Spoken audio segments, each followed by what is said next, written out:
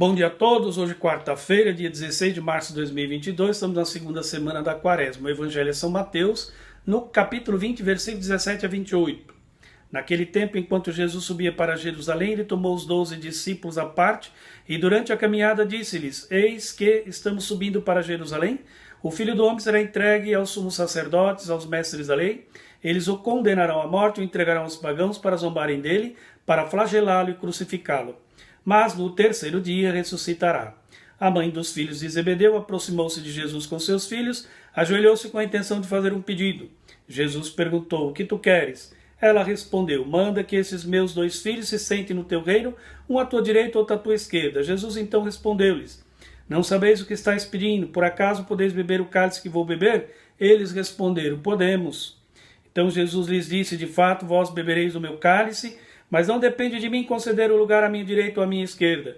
Meu Pai é quem dará esses lugares àqueles para os quais ele os preparou. Quando os outros 10 discípulos ouviram isso, ficaram irritados contra os 2 irmãos. Jesus, porém, chamou-os e disse: Vós sabeis que o chefe das nações tem poder sobre elas e os grandes as oprimem. Entre vós não deverá ser assim. Quem quiser tornar-se grande, torne-se vosso servidor. Quem quiser ser o primeiro, seja vosso servo.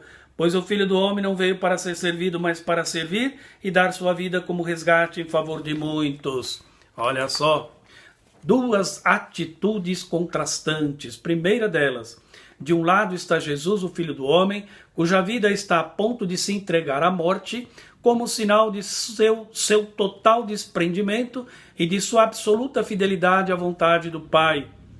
O Filho será entregue aos sumos sacerdotes, aos mestres da lei. Eles o condenarão à morte e o entregarão aos pagãos para zombarem dele, para flagelá-lo e crucificá-lo, mas no terceiro dia ele irá ressuscitar.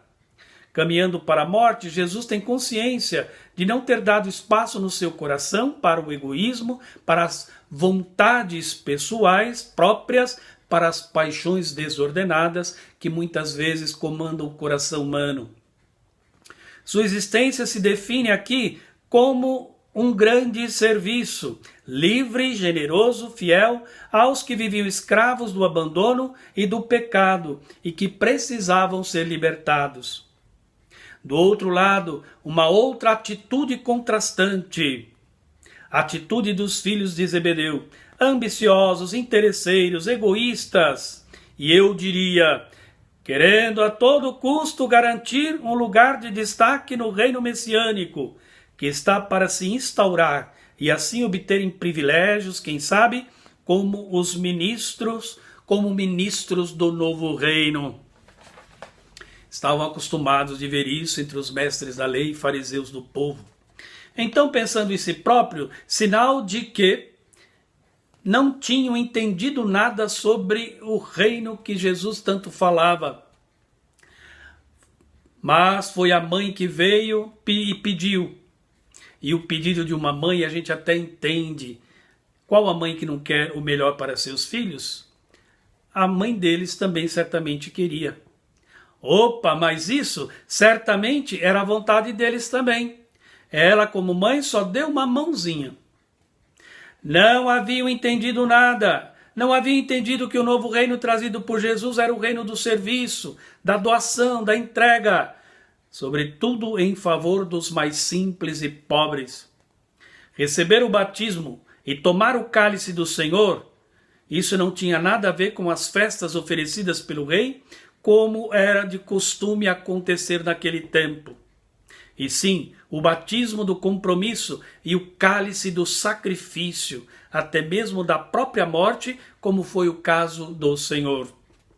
E isso não só serviu para os 2, mas para os demais também, que a princípio ficaram furiosos, chamando a atenção daqueles 2, mas certamente no coração deles reinava a mesma coisa e a mesma intenção. O cristão tem diante de si essas 2 possibilidades. A fidelidade à sua vocação cristã dependerá da capacidade de optar pela atitude ou pelas atitudes de Jesus. Embora o discípulo tenha que enfrentar a cruz, esta é a atitude que corresponde à vontade de Deus. Portanto, meu irmão, minha irmã, Reze comigo.